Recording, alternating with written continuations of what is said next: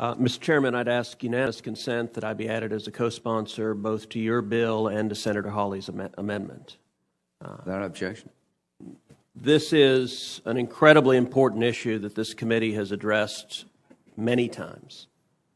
And the problem of big tech censorship keeps getting worse and worse. They keep getting more and more brazen.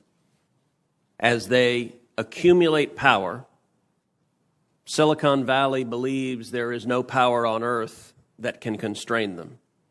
We saw the latest illustration of this just yesterday, where YouTube announced that it is going to remove any content online that alleges widespread election fraud. And I have in front of me an article from The Hill from yesterday, the title of which is YouTube to Remove Content That Alleges Widespread Election Fraud. I ask for unanimous consent that this be entered into the record. Without objection. YouTube said that it's going to pull down, it's going to block content, quote, that misleads people by alleging widespread fraud or errors change the outcome of the presidential election. They're not even pretending anymore. Reuters polling shows that 39% of the American people believe this election was rigged. That should make all of our hearts ache. That is not good for democracy when nearly half of Americans believe an election is rigged. Now, the members of this committee may have meaningful substantive dispute about the extent of voter fraud, how widespread it is, what forms it comes in. When Jimmy Carter and James Baker formed a bipartisan commission to study voter fraud, they concluded it was a significant and serious problem that needed to be confronted. And last I checked, Democratic President Jimmy Carter is not some crazed right-wing nut job. And yet YouTube, apparently, if you sat online and read the Carter-Baker Commission out loud, YouTube just might well block you, because in this Orwellian world, you are not allowed to speak anything they happen to disagree with. If they don't like people alleging voter fraud, if they don't like people putting forth videos that they say constitute voter fraud, if they don't like public debate, then they should stop having monopoly power over the public forum and the public square. Now, some of my Democratic colleagues look at big tech censorship and think, well, they're only censoring the other guys. This is a dangerous power to cede, even if you happen to temporarily like the politics of big tech today.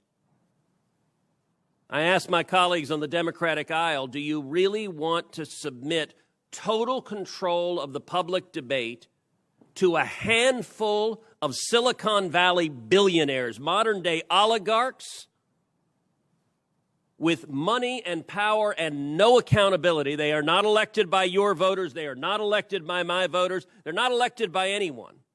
And I'll tell you, YouTube CEO sat in my office some months ago, and she was describing a decision to, quote, demonetize a journalist, an entertainer, Steven Crowder, who has a conservative/libertarian show on YouTube, very popular. If you talk to young people, there are a lot of young people that love listening to Steven Crowder. Now, look, Steven Crowder can be off-color.